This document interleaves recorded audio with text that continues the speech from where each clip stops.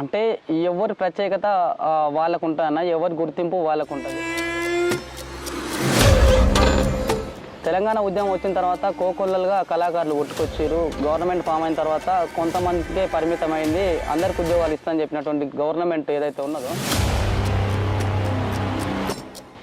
పాశం నరహరి అనే వ్యక్తి కూడా గతంలో క్రూరత్వంగా హత్య చేసిరని కూడా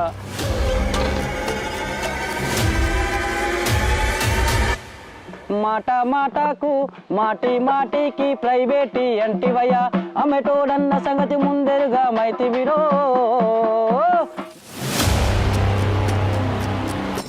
దొరల గడిలో పాట బందీ అయిందని కూడా తరచూ మనం చూస్తూనే ఉన్నాం. నాలు కానుకలాని కనికెరమన్నా లేని వాళ్ళకు తెలంగాణ అదిగో చూడు పిలుస్తుంది మన వీర తెలంగాణోరన్న. 16 బండ్లు గట్టి మీ వయసుకి మీ టాలెంట్కి నేనైతే ఫీదా. హాయ్ హలో వ్యూవర్స్, నమస్తే. నేను మీ CS journalist. Welcome to G4 Vlogs.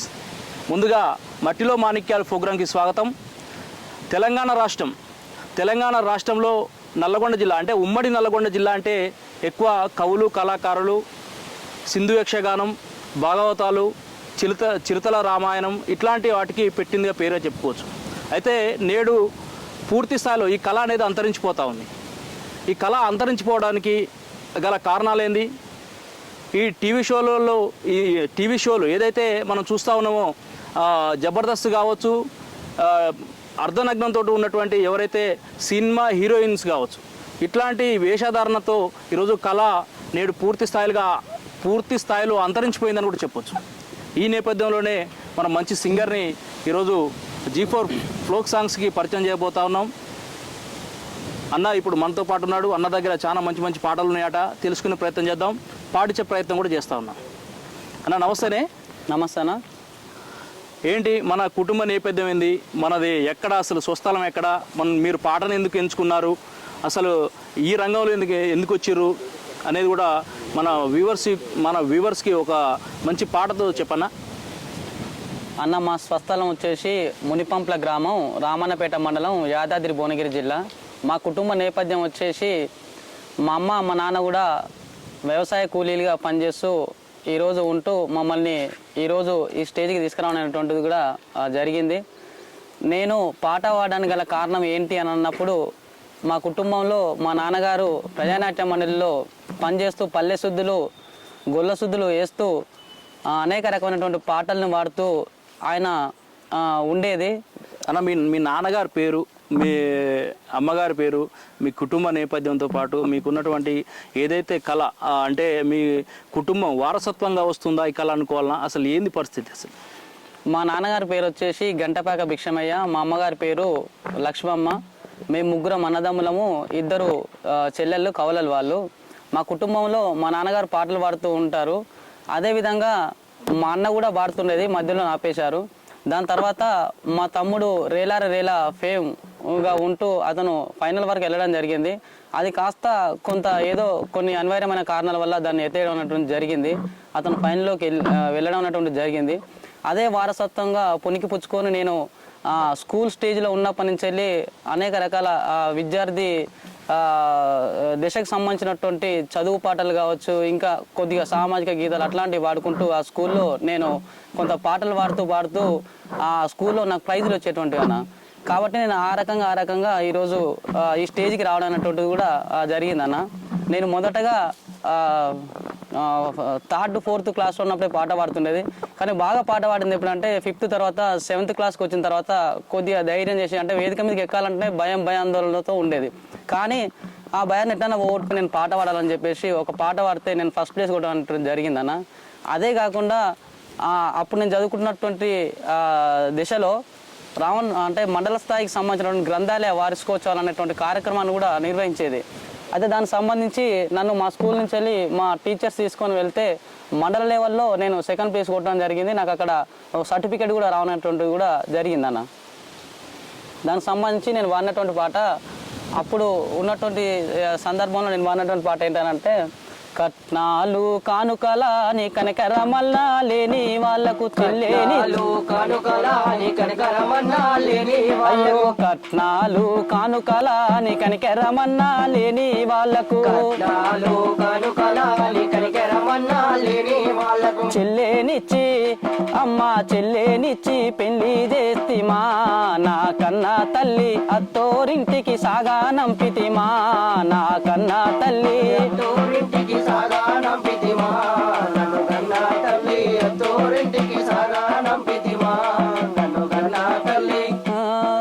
తాలి గట్టిన బావాగాడు బావిలోన నెట్టినాడు తాలి గట్టిన బావాగాడు బావిలోన నెట్టినాడు అయ్యో బంగారు చెల్లె చూడవే నా కన్నా తల్లి బావిలోన తేలుతున్నదే నా కన్నా తల్లి బంగారు చెల్లె చూడవే నా కన్నా తల్లి బావిలోన తేలుతున్నదే నా కన్నా తల్లి. ఇట్లా ఈ పాట పాడితే నాకు ఆ మండల వ్యాప్తంగా నాకు సెకండ్ ప్లేస్ రావడం అనేటువంటి జరిగిందన్న. అంటే శివ అన్న నేను అనేది ఏంటంటే మీరు స్కూల్ దశలో ఉన్నప్పుడు అంటే మీకు మీరే పాటని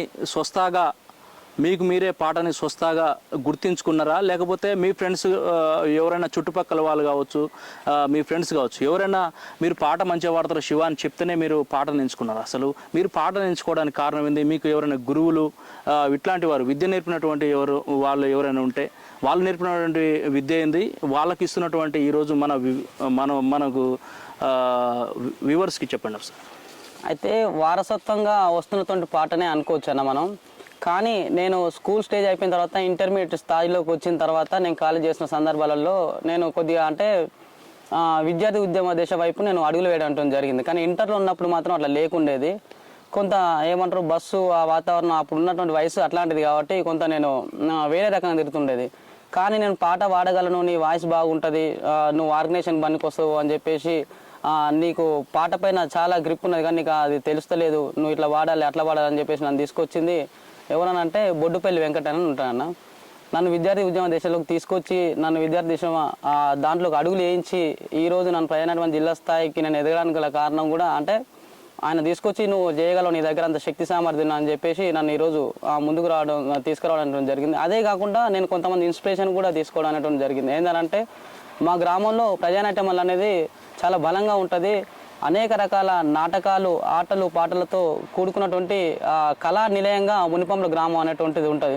దానికి సంబంధించి మా కుటుంబానికి సంబంధించి మా ఫ్యామిలీ ఎవరైతే మా ముత్యాలన్న కావచ్చు, మా ఊరికి సంబంధించి ఉండదు గణేష్ అని ఉంటాడు. ఆయన ఇట్లాంటి వాళ్ళందరూ పాటలు పాడుతుంటే నేను చిన్న ఉన్నప్పుడే 7th క్లాస్ చదువుతున్న టైంలోనే మా ఊర్లో ఒక వీర తెలంగాణ వీధి నాటకం అనేటువంటిది వేయడం అనేటువంటి జరిగింది.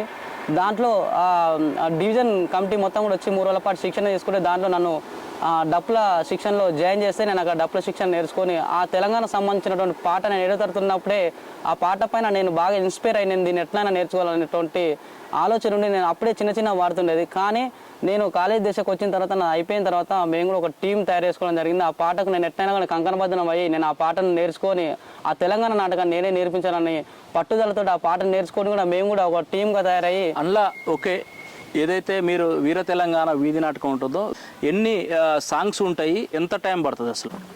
చాలా పాటలు ఉంటాయి, అంటే అన్ని బిట్స్ రూపంలో ఉంటాయి. తెలంగాణ సాయుధ రైతాంగ పోరాటం అప్పుడు తెలంగాణ సాయుధ రైతాంగ పోరాటానికి సంబంధించి ఒక చిన్న పల్లవితోటి స్టార్ట్ చేయి, అసలు ఎట్లుంటుంది ఏందని చూద్దాం ఒకసారి. అదిగో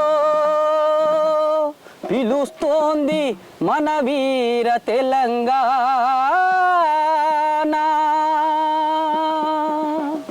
వీరులెందరో నేరు తెలంగాణ, అదిగో చూడు పిలుస్తుంది మన వీర తెలంగాణ రన్న, అదిగో చూడు పిలుస్తుంది మన వీర తెలంగాణ రన్న, వీరులెందరో నేల కొరిగిన పోరు తెలంగాణ రన్న, వీరులెందరో నేల కొరిగిన పోరు తెలంగాణ రన్న, వీర తెలంగాణ రన్న, పోరు తెలంగాణ రన్న, పోరు తెలంగాణ రన్న, వీర తెలంగాణ రన్న. ఇట్లా స్టార్ట్ స్టార్ట్ అవుతుంది అన్న నాటకం కూడా. ఇంకో విషయం ఏంటంటే ఈ వీర తెలంగాణ అనే వీధి నాటకంలో కూడా బండెనక బండి కట్టి అనే సుద్దాల హనుమంతు లేకపోతే సుద్దాల బండి యాదగిరి సాంగ్ కూడా ఒకటి ఉంటుంది. అది కూడా కొంచెం పాడే ప్రయత్నం. ఓకే అన్న, తప్పకుండా. బండెనక బండి గట్టి 16 బండ్లు గట్టి ఏ బండ్లే పోతావు కొడుకో నా కొడక ప్రతాపరెడ్డి.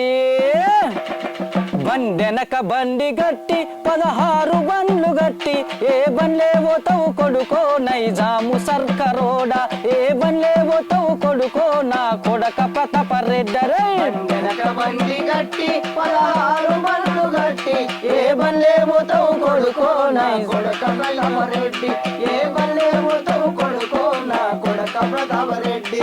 పోలీసు మిలిటరీ రెండు బలవంతులా అనుకోని పోలీసు మిలిటరీ రెండు బలవంతులా అనుకోని మా పల్లెల దోస్తివి కొడుకో పల్లెల కొద్దివి కొడుకో మా పల్లెల దోస్తివి కొడుకో నైజాము సర్కరోడా పల్లెల కొద్దివి కొడుకో నైజాము సర్కరోడా. బండెనక బండి గట్టి 16 బండ్లు గట్టి ఏ బండ్లే పోతావు కొడుకో నైజాము సర్కరోడా ఏ బండ్లే పోతావు కొడుకో నా కొడక ప్రతాపరెడ్డి. బండెనక బండి గట్టి 16 బండ్లు గట్టి ఏ బండ్లే పోతావు కొడుకో నా కొడక ప్రతాపరెడ్డి ఏ బండ్లే పోతావు కొడుకో నా కొడక ప్రతాపరెడ్డి.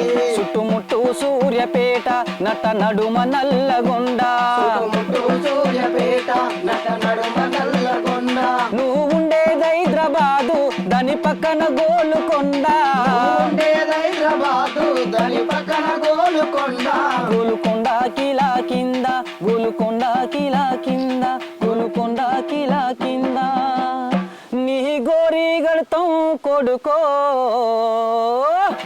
నైజాము సర్కరోడా నీ గోరి గడతాం కొడుకో నైజాము సర్కరోడా నీ గోరి గడతాం కొడుకో నైజాము సర్కరోడా నీ గోరి గడతాం కొడుకో నైజాము సర్కరోడా. ఓకే శివ అన్న, మంచి సాంగ్స్ ఉన్నాయి అన్న. మీ వాయిస్కి మీ టాలెంట్కి నేనైతే ఫీదా. అదేవిధంగా మన వ్యూవర్స్ కూడా ఫీదా అయ్యారని అయితే నేను అనుకుంటా ఉన్నా.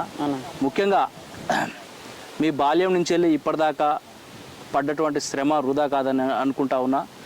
ఇప్పుడు చూసుకున్నట్లయితే ఉమ్మడి నల్లగొండ జిల్లాలో ఏదైతే ప్రభావిత ప్రాంతాలు ఏదైతే మావోయిస్ట్ ప్రభావిత ప్రాంతాలు కావచ్చు, కమ్యూనిస్టు ప్రభావిత ప్రాంతాలు కావచ్చు, ఇక్కడ ఉన్నటువంటి ఏదైతే ప్రాంతాలు ఉన్నాయో ఇక్కడ మీ రావణపేట ఏరియాలో కమ్యూనిజం ఇంకా బతికే ఉంది. అయితే ఈ కమ్యూనిజం బతకడానికి మీ సిద్ధాంతాలు ఎలా ఉంటాయి? ఈరోజు మీరు ప్రజానాట్య మండలిలో కూడా పనిచేస్తూ ఉంటారని చెప్తా ఉన్నారు. ఈ ప్రజానాట్య మండలికి సంబంధించినటువంటి శిక్షణలు ఎలా ఉంటాయి? దీని సిద్ధాంతం ఎలా ఉంటుంది?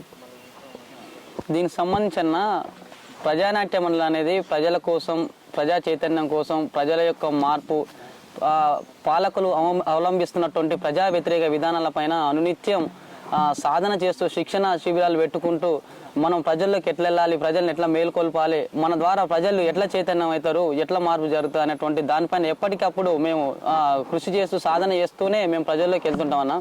కొంతమంది ఉంటారు ప్రజా కళాకారులు అని పేరు చెప్పుకొని కొంతమంది అనేక రకాల విధానాలు తీసుకొచ్చి పనిచేస్తూ ఉంటారు. కానీ మేము ప్రజల కోసమే పాడతాం, ప్రజల కోసమే ఆడతాం, ప్రజల కోసమే గజ్జె కడతాం, ప్రజల కోసమే గలం విప్పి గొంతు విప్పి పాట పాడి ఎవరు ఎక్కడ పోయినా మాకు సంబంధం లేదు.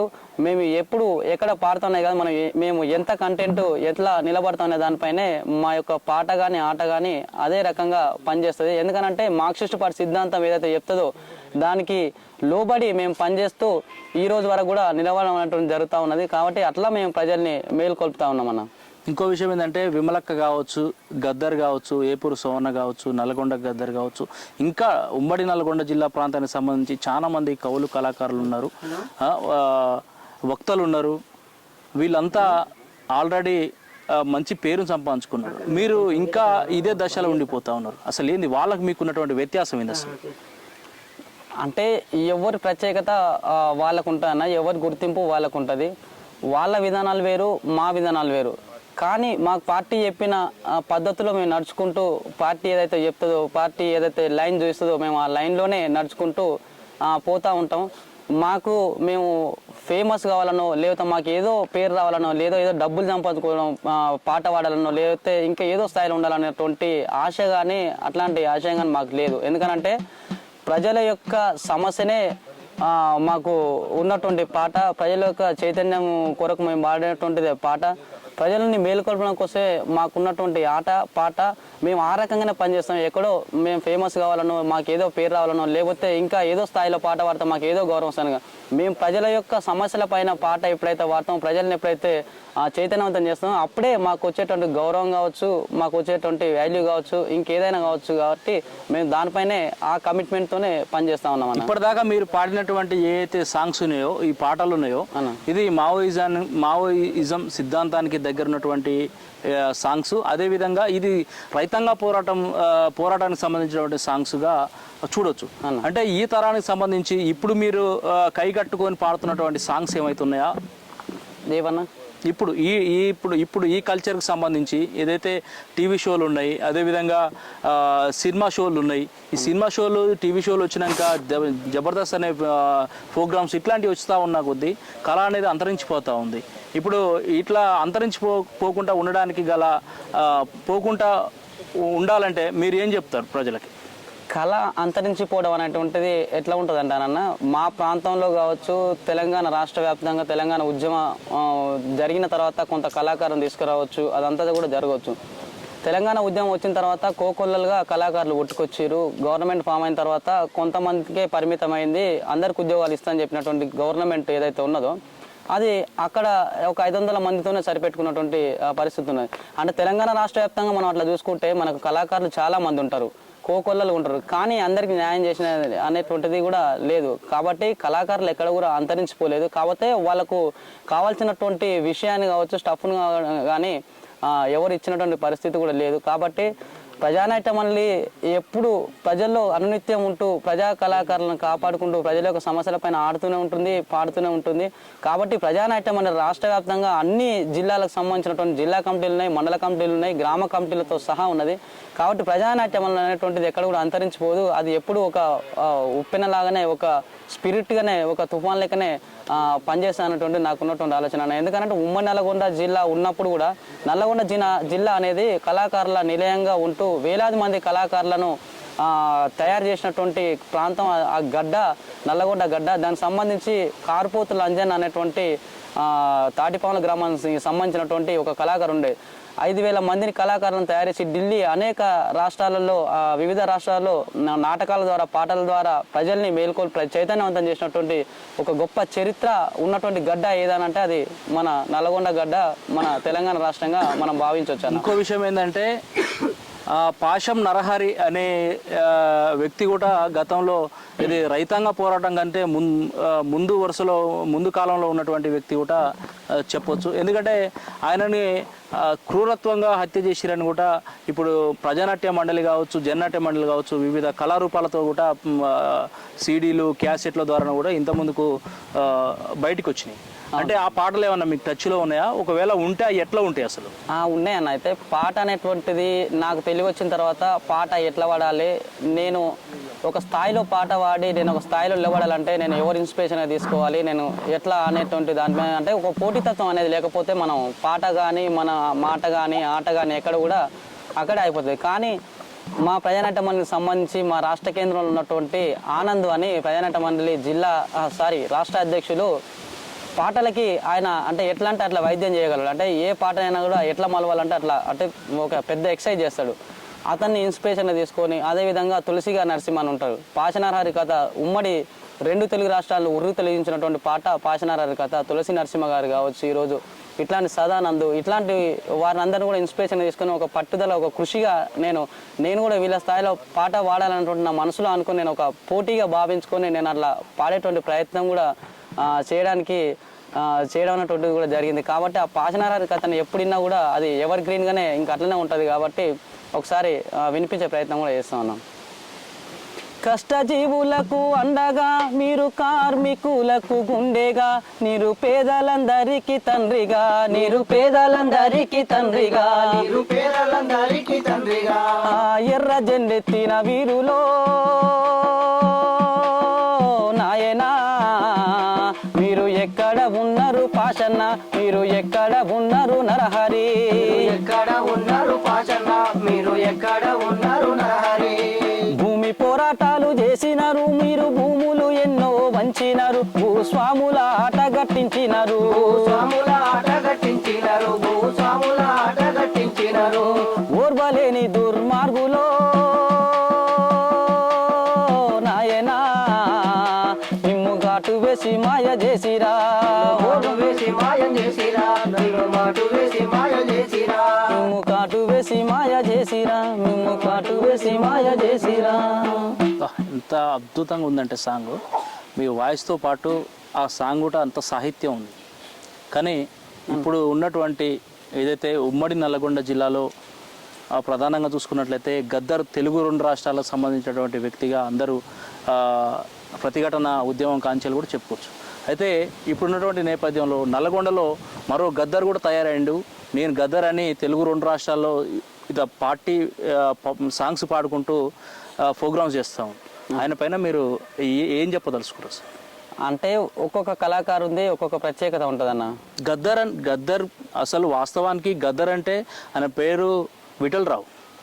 అయితే గద్దర్ని విఠలరావుగా మనం చూస్తాం, లేకపోతే గద్దర్ అనే పేరు ఆయనకు మాత్రమే సొంతం అవుతుంది. మీరు ఇంతమంది ఉమ్మడి నల్గొండ జిల్లా కావచ్చు, ఇటు తెలంగాణ రాష్ట్రంలో ఉన్నటువంటి కవులు కళాకారులు ఎవరైతే ఉన్నారో వీళ్ళంతా తలా ఒక పేరు గద్దర్ అని పెట్టుకోవచ్చుగా, ఆయనే ఎందుకు పెట్టుకుంటాడు? దాన్ని ఎట్లా చూస్తారు మీరు అసలు? ఆయన ఎట్లా పెట్టుకుంటున్నానంటే ఒక్కొక్కరికి ఒక్కొక్క రకమైనటువంటి ప్రత్యేకత ఉంటుంది. వాస్తవంగా చెప్పాలనంటే నేను కూడా అంటే నాకు సంబంధించి నేను కూడా ఒక రకంగా ఇంకొకరితో పోలిక గొంతు ఉన్నప్పుడు నేను కూడా అట్లా పెట్టుకోవడంలో తప్పనటువంటిది లేదు. కానీ మనం వాడేటువంటి పాట ఎవరి ప్రయోజనం కోసం వాడుతున్నాం, ఎవరి కోసం వాడుతున్నాం, ఎందుకోసం వాడుతున్నాం, మనం ప్రజా అవసరాల కోసం వాడుతున్నాం, ప్రజా చైతన్యం కోసం వాడుతున్నాం, ప్రజా సమస్యల పైన పాట వాడుతున్నామా లేకపోతే ఇంకా దేనిపైన వాడుతున్నామా అనేటువంటిది కూడా మనం ఆలోచన చేసినటువంటి అవసరం ఉంది. మేమైతే చెప్తాం గర్వంగానే చెప్తాం, ప్రజల కోసమే ఆడతాం, ప్రజల కోసమే పాడతాం, ప్రజల కోసమే గలం ఇప్తాం, ప్రజల కోసమే గొంతు ఇప్తాం, ప్రజల కోసమే గజ్జగట్టి భుజాన గొంగడి వేసుకొని ఎర్రటి ఎండాలో సైతం కూడా మేము పనిచేస్తూ ప్రజా శ్రేయస్ కోసం ప్రజా చైతన్యంతో కోసమే మేము పనిచేస్తా ఉన్నాం. కాబట్టి ఒక్కొక్కరికి ఒక్కొక్క రకమైనటువంటి ఆలోచనలు ఉంటాయి, వాళ్ళ విధానాలు ఉంటాయి. కానీ మా విధానాలు కావచ్చు, మా ఆలోచన కాబట్టి ఎప్పుడైనా కూడా మేము ప్రజల కోసమే పాడతాం, ప్రజల కోసమే ఆడతాం అన్న. కానీ ఇంకొకరితో పోలిక అంటే వారి విధానాలు వేరుంటాయి, మా విధానాలు వేరుంటాయి. కాబట్టి అతని ప్రత్యేకత అతనికే ఉంటుంది, మా ప్రత్యేకత మాకే ఉంటుంది అన్నటువంటిది అన్న. ముఖ్యంగా తెలంగాణ రాష్ట్రం ఏర్పడక ముందుకు సాయుధ రైతాంగ పోరాటం కాంచి మలిదశ ఉద్యమం వరకు ఏదైతే ఉద్యమాలు ఉన్నాయో, ఇప్పుడు ఈ ఉద్యమాలలో ప్రధానంగా కవులు కళాకారులు వివిధ కళారూపాలు పోషిస్తేనే తెలంగాణ రాష్ట్రం ఏర్పడ్డది. తెలంగాణ రాష్ట్రం ఏర్పడ్డాక ఏదైతే రథసారథి అంటే సాంస్కృతిక రథసారథి అనే పేరుతోటి కూడా కేసీఆర్ ప్రభుత్వం తెలంగాణ గవర్నమెంట్ తీసుకొచ్చింది, మంచి ప్రోగ్రామ్. కానీ తెలంగాణ రాష్ట్రంలో ఉన్నటువంటి మీలాంటి కవులు కళాకారులు అందరికీ న్యాయం దక్కిందని మీరు అనుకుంటున్నారా? ఎవరికి దక్కలేదన్న. టీఆర్ఎస్ గవర్నమెంట్కు సంబంధించినటువంటి కొంతమంది 500 సాంస్కృతిక సారథి అనేటువంటి ఒక పేరుతో ఒక 500 కళాకారులని మాత్రమే వాళ్ళకు ఉద్యోగాలు ఇచ్చి వాళ్ళని మాత్రమే కళాకారులు చూసినటువంటి పరిస్థితి కనబడతా ఉంది. ఈరోజు చూడన్న తెలంగాణ రాష్ట్ర వ్యాప్తంగా మనం ఎక్కడ చూసుకున్నా కూడా అనేక రకాలుగా వివిధ వృత్తి కళాకారులు కావచ్చు, యక్షగానం, సింధీ, కోలాట ఇట్లాంటి భజన కార్యక్రమాలకు సంబంధించినటువంటి ఇట్లాంటి అనేక మంది కళాకారులు ఉంటారు. వాళ్ళని కూడా కళాకారులుగానే గుర్తించాలి. కాకుంటే ఒక 500 మందితోనే పరిమితం చేసి దాన్ని అక్కడికే కళా సంస్కృతి అదే తెలంగాణకు సంబంధించినటువంటి ఆటగాళ్ళు పాటగాళ్ళు వాళ్ళే కళాకారులు అనేటువంటి ప్రయత్నం జల్లి అలాంటి బురద జల్లి మిగతా వాళ్ళని కళాకారులు చూసినటువంటి పరిస్థితి కూడా కనబడతలేదు. వాళ్ళ శాలరీలు ఇచ్చి పెంచారు, కానీ మిగతా కళాకారులు కనీసం పెన్షన్ రూపంలోనైనా ఇచ్చి కొంచెం గుర్తించుంటే బాగుంటుంది అన్నటువంటిది మాకున్నటువంటి ఆలోచన. అదే కాకుండా ఒక కేవలం టీఆర్ఎస్ గవర్నమెంట్కు సంబంధించి టీఆర్ఎస్లో పనిచేసినటువంటి వాళ్ళకు మాత్రమే దాంట్లో ఆ సంస్కృత సారథిలో ఉద్యోగాలు ఇచ్చినటువంటి పరిస్థితి కనబడుతుంది. ఏదన్నా ప్రజానాట్య మండలికి సంబంధించినటువంటి వాళ్ళు ఎవరైనా ఉద్యోగం అప్లై చేసుకుంటే ఎవరికైనా వచ్చిందా? అరుణోదయకి సంబంధించి ఎవరైనా పనిచేసిన వాళ్ళు ఎవరైనా ఉద్యోగం అప్లై చేసుకుంటే వాళ్ళకు వచ్చిందా? జననాట్య మండలికి సంబంధించినటువంటి వాళ్ళు ఎవరైనా అప్లై చేసుకుంటే వాళ్ళకు వచ్చింది. దళిత సంఘాలకు సంబంధించినటువంటి కళాకారులు ఎవరైనా దాని ఉద్యోగాన్ని మనం అప్లై చేసుకుంటే ఎవరికైనా ఉద్యోగం వచ్చిందా? కేవలం అది టీఆర్ఎస్ గవర్నమెంట్లో పనిచేసి టీఆర్ఎస్ రంగు ఎవరికైతే ఉన్నదో ఆ గులాబీ రంగు సంబంధించినటువంటి వాళ్ళకి మాత్రమే ఉద్యోగాలు, గులాబీ రంగుతో పాటు వాళ్ళ ధూమ్ధామ్స్ చేసుకున్న వాళ్ళకి మాత్రమే ఉద్యోగాలు వచ్చినాయి. రైట్. ఇక ముఖ్యంగా ఇప్పుడు మోదీజీ కూడా చెప్తా ఉన్నాడు, ఎందుకంటే మనది ప్రజానాట్య మండలి కాబట్టి నేను అడుగుతా ఉన్నా, మోదీ కూడా ఏదో అక్షంతల పేరుతోన బయటకు వస్తూ ఉండు, దీనిపైన మీరు ఏం చెప్తారు?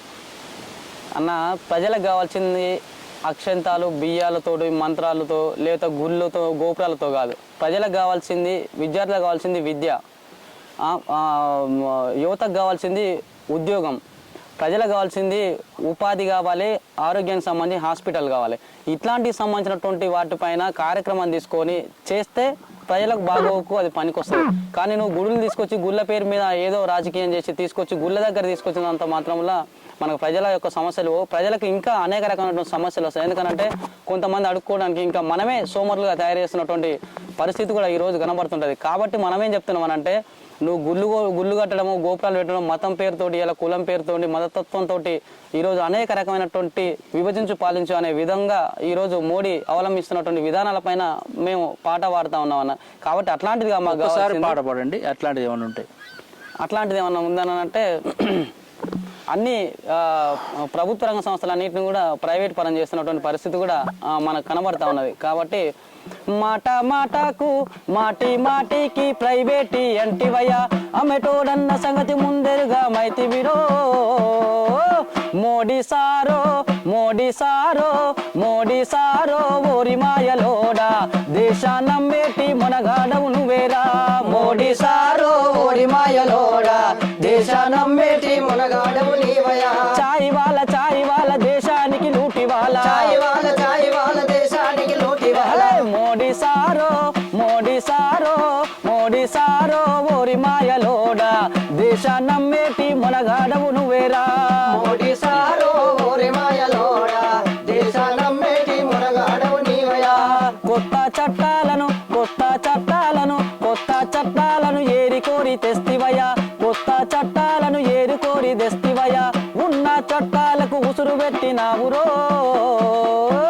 మోడీ సారో మోడీ సారో మోడీ సారో ఓరి మాయలోడా దేశాన్నమ్మేటి మనగాడవు నువ్వేరా మోడీ సారో ఓరి మాయలోడా దేశాన్నమ్మేటి మనగాడవు నీవయా చాయి వాళ్ళ దేశానికి లూటి వాళ్ళ చాయి వాళ్ళ దేశానికి లూటి చాయి వాళ్ళ దేశానికి లూటి వాళ్ళ చాయి వాళ్ళ దేశానికి లూటి వాళ్ళ ఇట్లా ఉన్నదన్న కేంద్ర ప్రభుత్వానికి సంబంధించి మోడీ గారు తీసుకొచ్చేటువంటి విధానాలు, మోడీ ప్రజా వ్యతిరేక విధానాలు ఈ రకంగా ఉంటున్నాయి అన్న. ఇట్లా చెప్పుకుంటా పోతే కళారూపాలు విభిన్నంగా ఉంటాయి. ఇంకా మీకు తెలిసిన కాడికి అంటే సింధు యక్షగానం కావచ్చు, భాగవతం కావచ్చు, చిరుతల భజన కావచ్చు, ఇట్లాంటి కళారూపాలు ఏమైనా చేయగలుగుతారా మీరు ప్రజానాట్య మండలిలో? చేస్తామని అయితే యాక్చువల్గా మేము భాగవతం నేర్చుకోవాలనేటువంటిది కూడా మాకు ఉండే. మొన్ననే ఒక టీం తయారు చేసినాము, కానీ అది కొన్ని అనివార్యమైన కారణాల వల్ల కొద్దిగా వాయిదా అనేటువంటిది పడింది. రానున్న రోజుల్లో ఖచ్చితంగా మాకు యక్షగానం అనేటువంటిది అంతరించిపోతాను వాస్తవంగా చెప్పాలంటే. కానీ ఈ మధ్యలో మళ్ళీ పునర్నిర్మాణం జరుగుతూ ఉన్నది. కాబట్టి అట్లాంటి యక్షగానం లాంటి కళారూపాలని, చిరుతల రామాయణాన్ని, ఇట్లాంటి కోలాటాలు, భాగవతాలు అన్నింటిని కూడా మళ్ళీ పునర్నిర్మాణం చేయాలన్నటువంటి సంకల్పంతో మా ప్రయాణాటం అని పనిచేస్తూ ఉన్నది. కాబట్టి జానపద వృత్తి కళాకారులు కావచ్చు, ఈరోజు ఊర్లలో ఉన్నటువంటి వృత్తి కళాకారులు కావచ్చు, అట్లాంటి వాళ్ళందరినీ కూడా వెలికి తీసి మళ్ళీ పునర్నిర్మాణం చేయాలన్నటువంటి దిశలో మా ప్రయాణాటం అన్ని కూడా రాష్ట్ర వ్యాప్తంగా ఒక లైన్ తీసుకొని మేమందరం కూడా పోతాం. ఇప్పటి వరకు మీరు శిక్షణ తీసుకుంటా అంటున్నారు, ఆల్రెడీ టీం తయారైంది అంటున్నారు. అంటే ఇప్పటి వరకు ఏమైనా ప్రాక్టీస్ అంటే యక్షగానం సంబంధించినటువంటి ఏమైనా రిలీక్స్ మీ దగ్గర ఉన్నాయా? ఉంటే ఒకవేళ ఎలా ఉండబోతాయి? అంటే అట్లాంటివి ఉన్నాయన్న, కానీ దానిపైన మేము ఎప్పుడు కూడా కాన్సన్ట్రేట్ చేయలేదు. అంటే చిన్న అంటే ఎవరు లేనప్పుడు అట్లా వాడుకుంటాము ఒక్కసారి, కాకుంటే అది మనకు పెద్దగా అట్లా అంతగా రావు అవి. కాబట్టి మనం దానిపైన ఎప్పుడు కూడా కాన్సన్ట్రేషన్ చేయలేదన్న. Right, okay. మనం ఇప్పుడు ప్రధానంగా కాంగ్రెస్ గవర్నమెంట్ కూడా వచ్చింది. 10 సంవత్సరాలు కొట్లాడి తెచ్చుకున్నటువంటి తెలంగాణ ఏదైతే ఉందో 10 సంవత్సరాలు దొరల గడిలో పాట బందీ అయిందని కూడా తరచూ మనం చూస్తూనే ఉన్నాం. ఈరోజు ఎవరు ప్రజా కళాకారులు గజ్జె కట్టి ఆడి పాడిన దాఖలు అయితే కనిపిస్తలేవు తెలంగాణలో. మరి ఇప్పుడు మీరు ప్రజా కళాకారులుగా ఏదైతే ప్రజానాట్య మండలి కళాకారులుగా మీరు వస్తూ ఉన్నారు, ఒకవేళ సాంస్కృతిక రథసారథి అంటే అది టీఆర్ఎస్ గవర్నమెంట్కే పరిమితం అయిపోద్దా? ఒకవేళ కాంగ్రెస్ గవర్నమెంట్ కూడా ఇప్పుడు వచ్చింది కాబట్టి వీళ్ళకు మీరు ఏం చెప్తారు, ఏమడుగుతా ఉన్నారు కాంగ్రెస్ గవర్నమెంట్ని? ఏం లేదన్న, రాష్ట్ర వ్యాప్తంగా ఏం జరిగిందని అంటే రంగులు మాత్రమే మారినాయి కానీ పాలకుల విధానాలు మాత్రం సేమ్. కాబట్టి మనం ఏమంటా ఉన్నామని అంటే కళాకారులుగా ఉన్నటువంటి సాంస్కృతిక కళాసారథి ఏదైతే ఉన్నదో ఇంకా దానిపైన కాంగ్రెస్ గవర్నమెంట్ పెద్దగా సెర్చ్ చేయలేదు. ఒకవేళ చేసుంటే ఈరోజు ఎంపీ ఎన్నికల్లో కావచ్చు, మొన్న జరిగినటువంటి ఇంకా ఆ ఎన్నికల్లో కానీ పని చేయించుకునేటువంటి పరిస్థితి కూడా మనకు కనబడుతూ ఉండేది. కాకపోతే మరి వాళ్ళతో పని చేయించుకోవాలా లేకపోతే ఇంకా ఏందా అనేటువంటి దానిపైన ఎట్లాంటి ఏ మేరకు వాళ్ళ ఆలోచనలే మనకు తెలియదు. కాంగ్రెస్ గవర్నమెంట్ ఇంతకుముందుకు ఉన్నప్పుడు ఏం జరిగేది అంటే ప్రజానాట్య మన రాష్ట్ర కమిటీ ఏదైతే ఉన్నదో ఏదైతే సంక్షేమ పథకాలు కాంగ్రెస్ గవర్నమెంట్ తీసుకొచ్చిందో ఆ సంక్షేమ పథకాలన్నింటినీ కూడా ప్రజానాట్య మండలికి అప్పచెప్పి ఆ ప్రజానాట్య మండలితోనే వీలైతేనే బాగా చేస్తారనేటువంటి దానిపైన వీళ్ళకి చెప్తే వీళ్ళే గ్రామాలలోకి వెళ్ళి ఆ ప్రదర్శనలు కూడా ఇచ్చేటువంటి అవకాశం ఉండేది. కానీ మరి ఇప్పుడు వాళ్ళు ఏ లైన్ తీసుకోబోతున్నారు అనేటువంటిది కూడా ఇంకా ఎక్కడ కూడా మనకు అట్లాంటి సమాచారం కానీ అట్లాంటి ఏది కూడా ఇంకా మనకు బయటికి రాలేదన్న. ఓకే, ఇంకొక సాంగ్ తోటి ముగిద్దాము. మంచి సాంగ్ ఉంటే మినిమం ఒక 2 minutes పాడే ప్రయత్నం అంటే ఎర్ర జెండాకు సంబంధించి పాడొచ్చు. ఎర్ర జెండా గుండెల్లోన ఒరిగిన వాళ్ళురా, పోరాటాల జెండానే ముద్దాడిన వాళ్ళురా, పోరాటాల జెండానే ముద్దాడిన వాళ్ళురా, ఎర్ర జెండా గుండెల్లోన ఒరిగిన వాళ్ళురా, పోరాటాల జెండానే ముద్దాడిన వాళ్ళురా, పోరాటాల జెండానే ముద్దాడిన వాళ్ళురా.